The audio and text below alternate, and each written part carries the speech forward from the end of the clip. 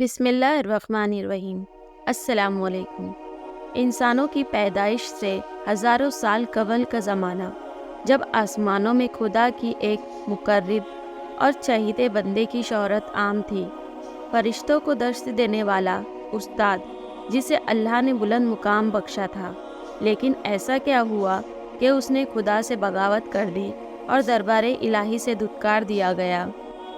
حضرت آدم علیہ السلام کی پیدائش سے قبل آسمانوں پر دو قسم کی مخلوق رہتی تھی، ایک نوری اور دوسری ناری۔ نوری مخلوق نور سے پیدا کیے گئے تھے، جسے ملائکہ یا فرشتہ کہا جاتا ہے۔ یہ دن رات عبادت الہی میں مصروف رہا کرتے تھے، اور ان کے یہاں نہ ہی عورتیں ہوتی تھیں اور نہ ہی ان کی نسل چلتی تھی۔ دوسری مخلوق ناری یعنی جنات تھے، جو آگ سے پیدا کیے گئے ہیں۔ ان کی عورتیں بھی ہوتی تھیں اور ان کی نسل بھی خوب پھیلتی تھی۔ خدا نے انہیں اپنی حمد و ثنا کرنے کے لیے بنایا تھا۔ یہ سب اللہ کے آسمانی لشکر تھے اور اس مقصد کے لیے بنائے گئے تاکہ اپنے خالق و مالک کو جانے، ہمیشہ تک اس کی خدمت اور عبادت کرے۔ ایک مسلمان کے ایمان بالغیب کا تقاضا ہے کہ وہ ان تمام مخلوقات کے بارے میں جو کچھ قرآن و حدیث سے ثابت ہے، اس پر بلا کسی کمی و بیشی بغیر کسی شک کے ایمان لائے۔ انہی مخلوق میں ایک معزز ہستی عزازیل تھا۔ عزازیل کا مطلب ہے خدا کا عزیز۔ اسے اللہ نے دہکتے ہوئے آگ کے شعلوں سے پیدا کیا تھا۔ حضرت آدم علیہ السلام کی پیدائش سے 144,000 سال پہلے سموم جنات کی پیدائش ہوئی۔ یہ جنات کا بابا آدم تھا۔ سموم جن کو زمین پر بھیج دیا گیا، جہاں 300 سال گزرنے کے بعد زمین پر اسے اپنی نسل کی جن مخالف ملی، جس سے اس نے شادی کر لی، اور وقت گزرنے کے ساتھ کثیر تعداد میں اس کی اولادیں ہوئیں۔ ابتدا میں تو یہ قوم جنات اللہ کی فرما بردار اور اطاعت گزار تھے، لیکن بہت جلد یہ سرکش اور نافرمان ہو گئے۔ جب ان کی بدعمالیوں کی حد پار ہو گئی تو کثیر تعداد میں جنات نے موت کا ذائقہ چکھا اور وہ مر گئے۔ اس دوران جو نیک جنات تھے وہ باقی بچے اور ان کی نسل آگے بڑھی۔ انہی جناتوں میں ایک مشہور جنات جن چلیپا تھا۔ چلیپا کا چہرہ ببر شیر جیسا تھا۔ چلیپا نہایت ہی قد آور اور بہادر جن تھا۔ اس کی بیوی کا نام تبلیس تھا، جس کا چہرہ بھیڑیے کی مادہ کی طرح تھا۔ وہ اپنے شوہر کی طرح دلیر اور طاقتور جن تھی۔ اپنی تمام قوم پر اس نے اپنی دھاک بٹھا کر رکھی تھی، اور قوم کا بچہ بچہ چلیپا کا احترام کیا کرتا تھا۔ ان کے یہاں ایک بچے کی پیدائش ہوئی جس کا نام عزازیل تھا۔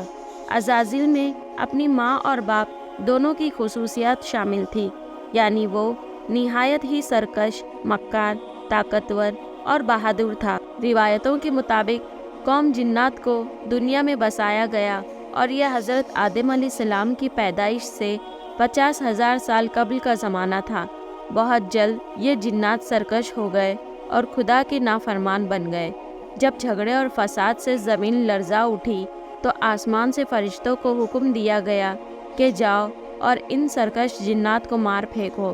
لہٰذا اس کائنات میں پہلی خون ریزی جنگ ہوئی، جس میں عزازیل کے ماں باپ یعنی چلیپا اور تبلیس دونوں نے بڑی بہادری سے جنگ کی، لیکن فرشتے ان پر غالب آ گئے۔ فرشتوں کا وار ان جنات پر اس طرح پڑتا کہ وہ اشک کھا کر گر پڑتے۔ اسی جنگ کے دوران عزازیل کے ماں باپ مارے گئے اور قوم جنات کے سرکش جنوں کو قیدی بنا لیا گیا۔ ان قیدیوں میں عزازیل بھی تھا۔ فرشتے جب اسے بارگاہ الہی میں لائے تو ان کو حکم ہوا کہ عزازیل کی بہترین تربیت کرو۔ چنانچہ فرشتوں نے عزازیل کی تربیت بہترین انداز سے کی۔ عبادات، ریاضت کے طریقے اور آداب سکھائے گئے۔ اس طرح وہ بہت جلد اللہ کا مقرب ترین بندہ بن گیا۔ ایک وقت ایسا آیا کہ عزازیل اللہ کا سب سے چہیتا عبادت گزار، ریاضت کرنے والا اور زاہد مند بندہ تھا، جس میں اس کا کوئی ثانی نہ تھا۔ حکمت اور دانشوری میں بھی اسے کمال حاصل تھا۔ عزازیل اپنی عبادت و ریاضت کی وجہ سے اس درجے پر پہنچ چکا تھا کہ اسے فرشتوں کا معلم مقرر کر دیا گیا۔ اور آسمان والے اسے عابد کہہ کر پکارنے لگے۔ حضرت کعب احبار رضی اللہ تعالیٰ عنہ کا بیان ہے کہ عزازیل 40,000 سال تک جنت کا خزانچی تھا، 80,000 برس تک فرشتوں کا ساتھی رہا، 20,000 سال تک فرشتوں کو واعظ سناتا رہا، جس میں ممبر پر بیٹھ کر عزازیل فرشتوں کو درس دیا کرتا تھا۔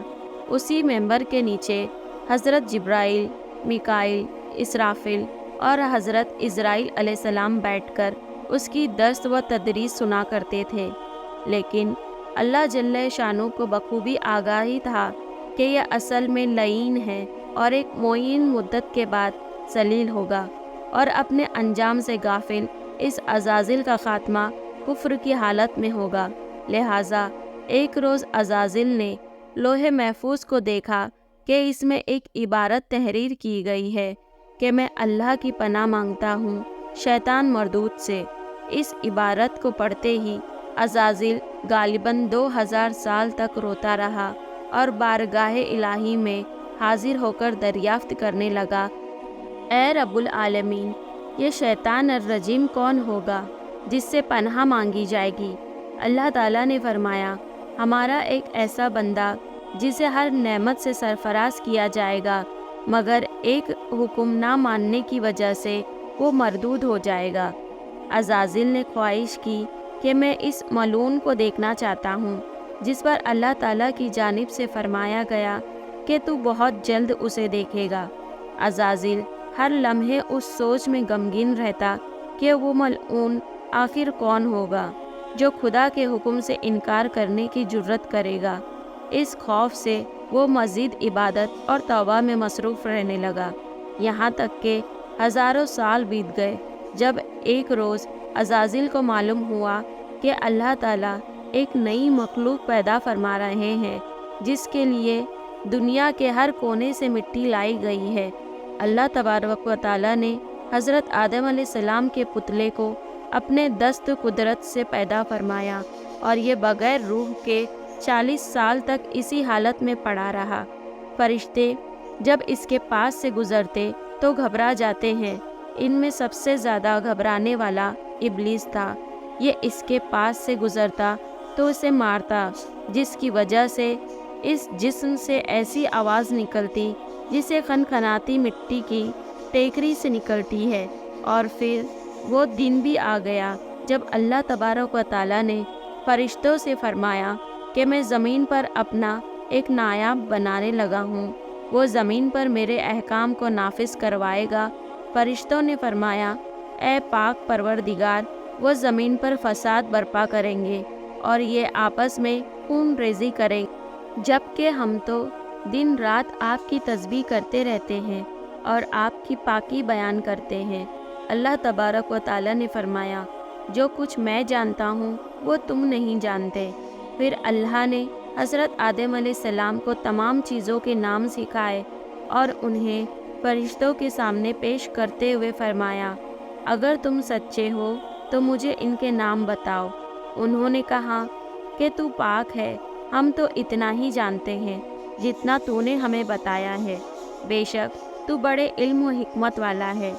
پھر اللہ نے فرمایا، اے آدم، ان چیزوں کے نام بتا دو۔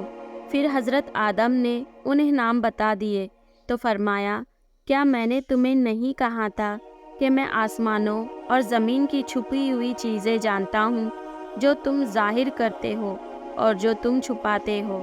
پھر فرشتوں کو حکم دیا گیا کہ آدم علیہ السلام کو سجدہ کرو، لہٰذا انہوں نے سجدہ کیا، مگر عزازیل نے سجدے سے انکار کیا۔ اللہ تعالیٰ نے فرمایا، تجھے سجدہ کرنے سے کس چیز نے منع کیا جبکہ میں نے تجھے حکم دیا؟ وہ کہنے لگا کہ میں اس سے بہتر ہوں کہ تو نے مجھے آگ سے بنایا اور اسے مٹی سے بنایا ہے۔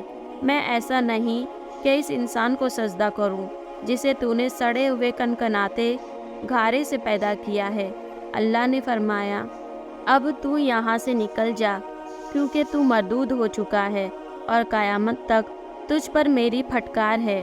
عزازیل نے کہا، اے میرے رب، مجھے روز محشر تک کی مہلت دے دے۔ فرمایا، جا، میں نے تجھے متعین وقت تک کے لیے مہلت دے دی ہے۔ اس نے کہا، مجھے تیری عزت کی قسم، میں ان سب کو یقیناً بہکاؤں گا، ان پر حملہ کروں گا، ان کے آگے سے بھی اور پیچھے سے بھی، اور ان کے دائیں جانب سے بھی اور بائیں جانب سے بھی، اور آپ ان میں سے اکثر کو شکر گزار نہیں پائیں گے۔ اللہ تعالیٰ نے فرمایا، یہاں سے ذلیل و خوار ہو کر نکل جا، ان میں سے جو شخص تیرا کہنا مانے گا میں ان سب سے جہنم کو بھر دوں گا۔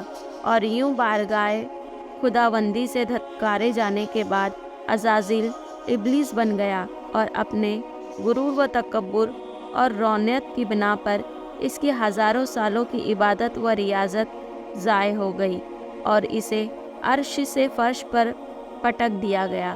روایتوں کے مطابق ابلیس کی موت کا وقت اسرافیل علیہ السلام کے پہلے اور دوسرے سور پھونکنے کے درمیان کا وقت ہے، جب اسے دی گئی مہلت پوری ہو چکی ہوگی اور وہ ذلیل و خوار ہو جائے گا۔ قرآن مجید کے مطابق روز حشر خدا کے فیصلے کے بعد ابلیس اپنے پیروکاروں سے اعلان برات کرتے ہوئے کہے گا کہ تم اپنے گناہوں کے خود ذمہ دار ہو۔ نیز وہ کہیں گے کہ خدا نے تمہیں سچا وعدہ دیا تھا، اور وہ وعدہ جو میں نے تمہیں دیا تھا میں اس کی مخالفت کرتا ہوں۔ مجھے تم پر کسی قسم کا کوئی تسلط حاصل نہیں تھا، سوائے اس کے کہ میں نے تمہیں بلایا اور تم نے میری پکار پر لبیک کہا۔ پس مجھے ملامت نہ کرو، اپنے آپ کو ملامت کرو۔ اب میں تمہارا فریاد رفت نہیں ہوں، اور نہ تم میری فریاد رفت ہو سکتے ہو۔ عزازیل کا حضرت آدم علیہ السلام کو سجدے سے انکار کا جذبہ حسد تھا، جس نے اسے مجبور کیا کہ میری جگہ آدم علیہ السلام کو کیوں مل گئی۔ یہ اس کا جذبہ تکبر اور غرور تھا کہ میں سب سے اعلیٰ ہوں۔ اللہ پاک کمی بیشی معاف فرمائے اور ہمیں شیطان مردود کے شر سے محفوظ فرمائے، اور اپنے پیارے حبیب صلی اللہ علیہ وسلم کے طریق مبارک پر زندگی گزارنے کی توفیق نصیب فرمائے۔ آمین۔